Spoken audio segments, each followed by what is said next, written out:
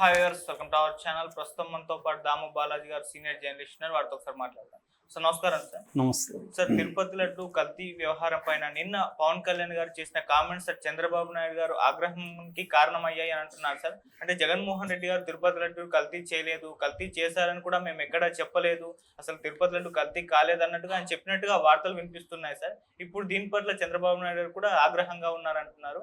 మరి దీనికి సమాధానంగా కరుణాకర్ రెడ్డి గారు కూడా బయటకు వచ్చి చెప్పారంట కదా, మరి ఆయన ఏం చెప్పారు? మరి పవన్ కళ్యాణ్ గారి కామెంట్స్ ఏ విధంగా చూడొచ్చు అంటారు?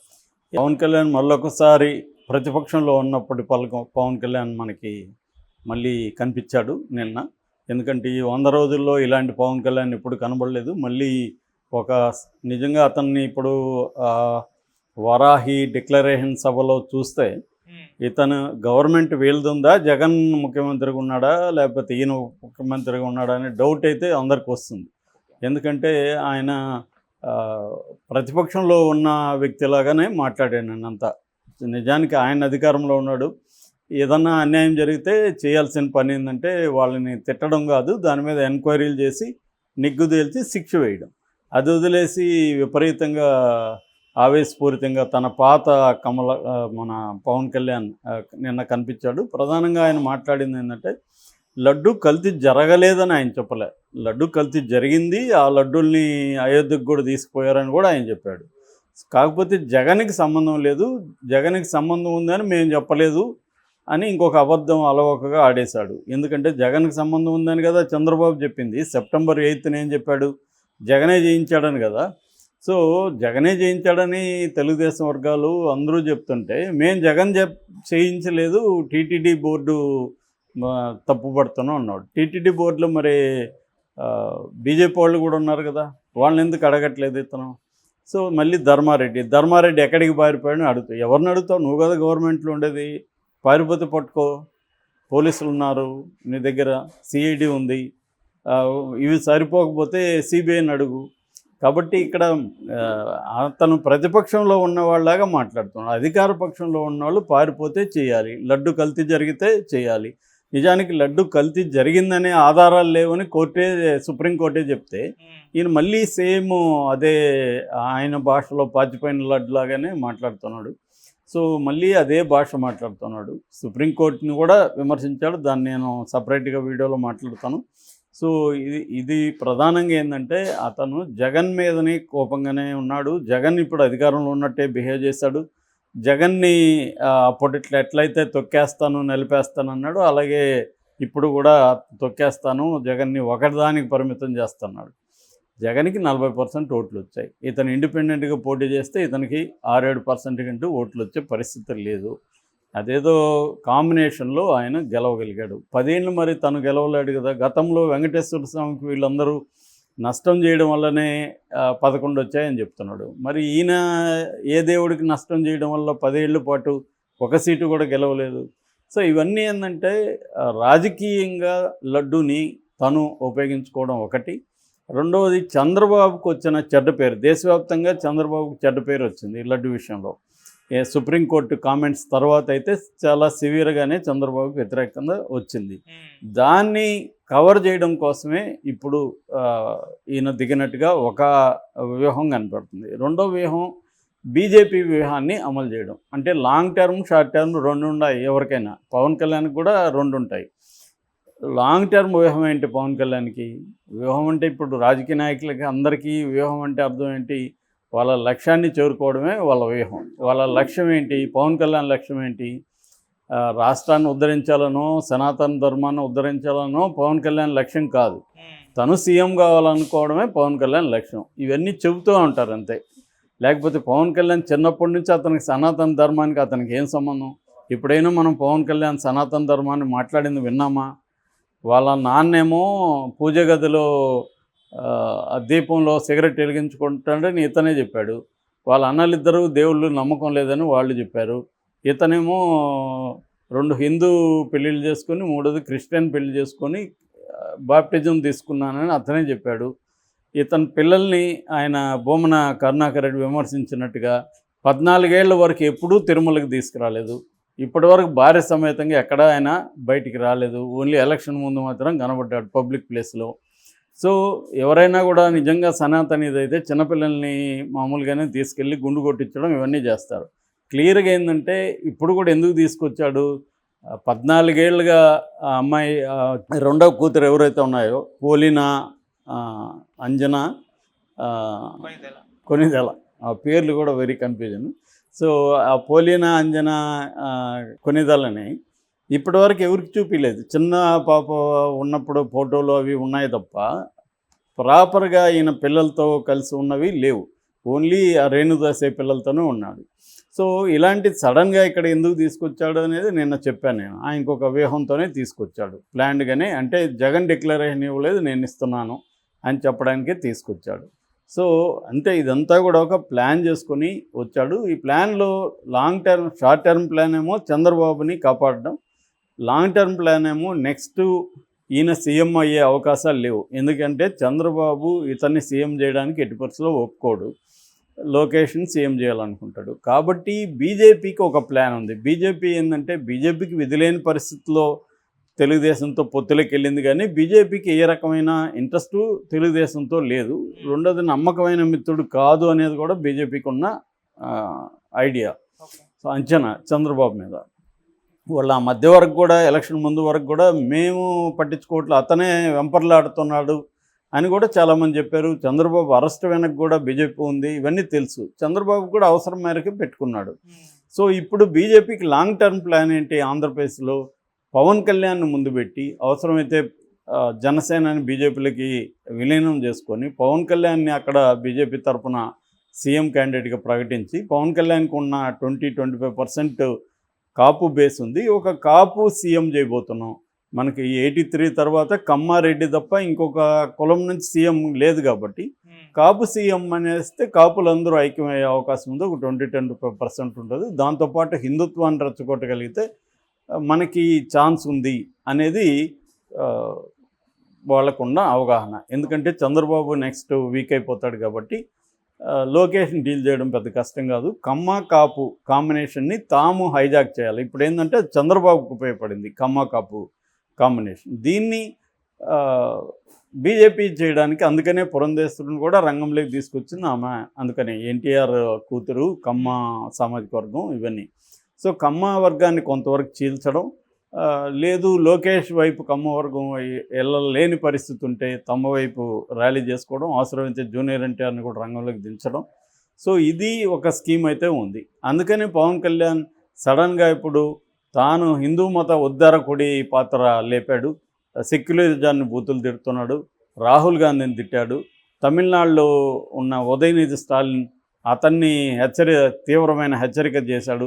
అతనికి అర్థం కావడం కోసం తమిళ్లో కూడా మాట్లాడాడు, ఇంగ్లీష్లో అండ్ తమిళ్లో. అంటే అతనికి తమిళ వాళ్ళకి కూడా అర్థం కావాలి అని. అంటే దీని వెనక ఇంకొక ప్రయోజనం కూడా ఏంటంటే 2 రోజుల్లో హర్యానా ఎలక్షన్లు ఉన్నాయి, దానికోసం కూడా ఇతను చేసినట్టుగా కనబడుతుంది. ఎందుకంటే హర్యానాలో కూడా వాళ్ళు ఓడిపోయే పరిస్థితి కనబడుతుంది బీజేపీ. అందుకని డేరా బాబాను కూడా వాళ్ళు బయటికి తీసుకొచ్చారు. పెరోల్ మీద డేరా బాబాను తీసుకురావడం వెనక ఒక 15% దళిత్ ఓట్స్ అక్కడ ఉన్నాయి, అవి ఏమన్నా అందులో కొంతన్నా డేరా బాబాని చూసి పడతాయి అనేది వాళ్ళ ప్లాను. అందుకని ఆయన్ని పెరోల్ మీద బయటికి తీసుకొచ్చారు. సో ఆ కాంటెక్స్లో భాగంగా పవన్ కళ్యాణ్ ఇక్కడ ఈ సనాతన ధర్మంకి ఛాంపియన్ లాగా ఇతను అవతారం ఎత్తి ఒక గెటప్ వేసి 11 రోజులు దీక్ష చేసి సడన్గా రంగంలోకి వచ్చాడు. నిజానికి ఇతని కుటుంబానికి హిందూ మతంతో ఎప్పుడూ సంబంధం లేదు. మామూలుగా వాళ్ళు అందరిలాగే వాళ్ళు జీవిస్తున్నారు తప్ప హిందూ మతాని కోసం వాళ్ళు ఫైట్ చేసింది లేదు. వాళ్ళకి దేవుడి మీద అంత గట్టి ఇది కూడా లేదు. ప్రధానంగా పవన్ కళ్యాణ్ కూడా ఎప్పుడు లేదు. పవన్ కళ్యాణ్ చెగువెరా అనేవాడు, తర్వాత ఏమో దళిత్ మాస్టర్జీతో ఎక్కువ కాలం గడిపాడు, గద్దర్తో ఉన్నాడు, నా ఆదర్శం చెగువెరా అన్నాడు, విప్లవం అన్నాడు, ఇవన్నీ మాట్లాడాడు. ఒకప్పుడు హిందువులకు వ్యతిరేకంగా కూడా ఆయన మాట్లాడినాడు. అవన్నీ కూడా ఇప్పుడు వీడియోలో వైసీపీ వాళ్ళు వీళ్ళు బయటకు తీసుకొచ్చారు. సో పవన్ కళ్యాణ్ కూడా ఏంటంటే అందరు రాజకీయ నాయకులలాగానే అనేక యూటర్న్లు తీసుకునే రాజకీయ నాయకుడే. నేను చాలాసార్లు చెప్పాను, ఆయన వేరే వాళ్ళకంటే గొప్ప కాదు, తక్కువ కాదు, అందరిలాగా అతనికి కూడా సీఎం అవ్వాలని ఉంది, సీఎం అయ్యే ఛాన్స్ కూడా ఉంది పవన్ కళ్యాణ్కి. ఎందుకంటే ఆల్రెడీ ఇప్పుడు డిప్యూటీ వరకు రాగలిగాడంటే సీఎంకి ఆల్రెడీ అనేది ఏం లేదు. సో అనేక సమీకరణాల్లో రేపు సీఎం అవ్వచ్చు. అతనికి ఖచ్చితంగా బీజేపీ అండ అయితే ఉంది. ఇప్పటికైతే తెలుగుదేశం కూడా అతని వైపు ఉంది అవసరం కాబట్టి. కానీ ఒక్కోసారి చంద్రబాబు కంట్రోల్లో నుంచి వెళ్ళిపోతాడన్న భయం కూడా వీళ్ళకు ఉంది. సో అందుకనే జాగ్రత్తగా చంద్రబాబు డీల్ చేసుకుంటూ వస్తున్నాడు ఇతన్ని. అందుకనే తిరుమలలో కూడా మనకి చూస్తే పవన్ కళ్యాణ్కి ఒక సీఎంకి ఇచ్చే ప్రోటోకాల్లే ఇచ్చారు తప్ప ఒక మంత్రికి ఇచ్చే ప్రోటోకాల్ ఇవ్వాలి. ఎందుకంటే ఈయన అఫ్సెల్గా తీసుకున్నప్పుడు రాజ్యాంగబద్ధ పదవి ఆయన మంత్రి తప్ప ఉప ముఖ్యమంత్రి కాదు. ఉప ముఖ్యమంత్రి అనేది రాజ్యాంగబద్ధ పదవి కాదు. అది వీళ్ళేదో సాటిస్ఫై చేయడం కోసం అలా మాట్లాడతారు తప్ప దానికి ఉప ముఖ్యమంత్రికి సపరేట్ అధికారాలు కానీ రాజ్యాంగం ఎక్కడ కల్పించలేదు. ముఖ్యమంత్రి మంత్రులు అంతే ఉంటుంది. సో వీళ్ళు ఏంటంటే కొన్ని వర్గాల్ని సాటిస్ఫై చేయడం కోసం, కొందరు వ్యక్తుల్ని సాటిస్ఫై చేయడం కోసం ఉప ముఖ్యమంత్రి అనే పదవి ఒకటి క్రియేట్ చేసి ఇస్తున్నారు తప్ప దానికి ఏమీ రాజ్యాంగ భద్రత లేదు.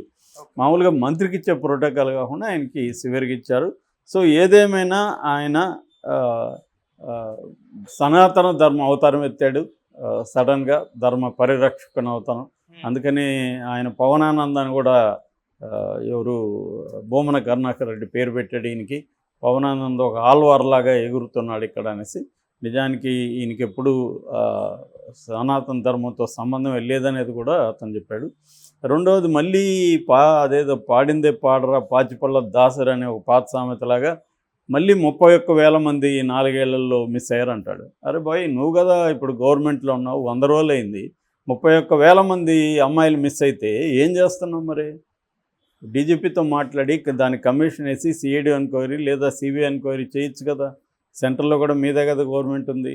మరి చేసి జగన్ని తోలుదీయండి. 31,000 మంది ఇదైతే ఇది సీరియస్ అలిగేషన్ కదా. ఇంకా మళ్ళీ అలిగేషనే చేస్తున్నాడు. అందుకే నాకు డౌట్ వచ్చింది, ఇతను ఉప ముఖ్యమంత్రి లేకపోతే ప్రతిపక్ష నాయకుడా అని.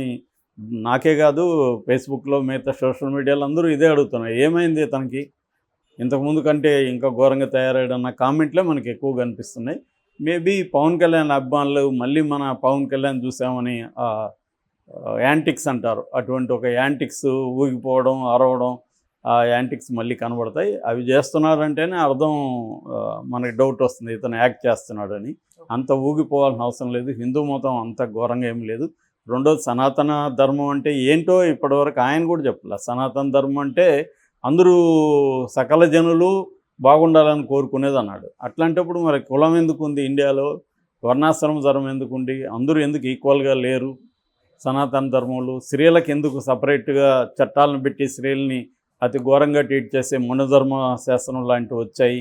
ఇవన్నీ మాట్లాడట్లేదు. సనాతన ధర్మం అంటే అందరూ సమానంగా చూసే ధర్మం అని ఆయన ఎక్కడ రాసింది ఎక్కడా లేదు. సర్వేజన సుఖనభవంతు అనేది ఒక స్లోగన్ తప్ప అది ఎప్పుడు లైఫ్లో కాలేదు. చట్టాలన్నీ కూడా మనకి బ్రిటిష్ కాలం నాటికి ముందున్న హిందూ చట్టాలన్నీ కూడా ఒకే నేరం. దళితుడు చేస్తే ఒక రకమైన శిక్ష వేయాలి, బ్రాహ్మణుడు చేస్తే ఒక రకమైన శిక్ష వేయాలి, స్త్రీలు చేస్తే ఒక రకమైన శిక్ష ఉంటుంది. ఇవన్నీ క్లియర్గా ఉన్నాయి, అవి అమలైనాయి కూడా. సో అందుకనే ఇప్పటికి కూడా మాలపల్లెలు మాదిగ పల్లెలు సపరేట్గా ఎందుకున్నాయి? సమానత్వం అయితే కలిసి ఎందుకు లేరు? ఇప్పటికి కూడా ఎందుకు దళితులకి చాలా చోట్ల ఇండ్లు ఇవ్వట్లేదు? ఇదంతా సనాతన ధర్మమే కదా. సనాతన ధర్మంలో ప్రాబ్లమ్స్ ఉన్నాయి కాబట్టే కదా దాని నుంచి బయటకు వెళ్తున్నారు. సో ఇతను కూడా అసలు ఫోర్స్గా సనాతన ధర్మాన్నో ఇంకొక ధర్మాన్నో ఫోర్స్ చేసే హక్కు ఇతనికి ఏముంది? ఇండియన్ కాన్స్టిట్యూషన్ ప్రకారం, మన భారత రాజ్యాంగం ప్రకారం మన వ్యవస్థ నడవాలా? ఇతను చెప్పే సనాతన ధర్మం ప్రకారం నడవాలా? సనాతన ధర్మాన్ని నాకు ఇష్టము, నేను ఫాలో అవుతాను, మీరు కూడా ఫాలో అవ్వండి, సనాతన ధర్మం అంటే ఇది అని చెప్పగలగాలి. అది వదిలి ఊగిపోయి నేను అది చేస్తా ఇది చేస్తానని ఎగరడం దేనికి? ఎగిరితే ఎవడికి లాభం? తనకే ఆల్రెడీ హెల్త్ ఏదో ఇష్యూస్ ఉన్నాయి, అది ఇంకా డిటీరియేట్ అవ్వడం తప్ప వేరే వాళ్ళకి ఎవడు ఇక్కడ కదిలే పరిస్థితి ఏం లేదు. ఇక్కడ దళిత సంఘాలు కావచ్చు, వీళ్ళందరూ చాలా స్ట్రాంగ్గా ఈ విషయాల మీద, అంబేద్కరే వేదాల మీద వీటి మీద సమగ్రంగా ఆయన చదివి దాని మీద విమర్శిస్తూ పుస్తకాలు రాశాడు. దళిత నాయకులు, దళిత మేధావులు చాలామంది వీటి మీద వర్క్ చేశారు.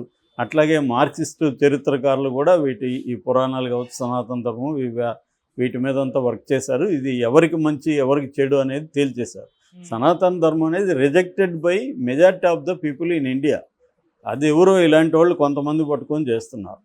సో దీన్ని ఇప్పుడు పవన్ కళ్యాణ్ ఈ అవతారం ఎత్తడం అనేది ఖచ్చితంగా నాకు తెలిసి ఆయనకే నష్టం అవుతుంది. ఎందుకంటే ఆయన అభిమానులు కూడా దళిత సెక్షన్ వీళ్ళు ఎక్కువే ఉంటారు, ఓన్లీ కాపులే ఉండరు. కాపులందరూ కూడా సనాతన ధర్మాన్ని ఫాలో కావాలని ఎవరు ఇవాళ అనుకోరు, ఎందుకంటే స్త్రీలకి సమానత్వం కావాలనుకుంటారు. ఇదేంటంటే ఒక బ్రహ్మ పదార్థం లాగా సనాతన ధర్మం అని చెప్పి చివరికి రాహుల్ గాంధీని కూడా విమర్శించాల్సిన అవసరం లేదు యాక్చువల్గా. కానీ ఎందుకు చేశాడంటే మళ్ళీ అగైన్ హర్యానా ఎన్నికలను దృష్టిలో పెట్టుకొని రాహుల్ గాంధీ రాముడికి వ్యతిరేకం అనే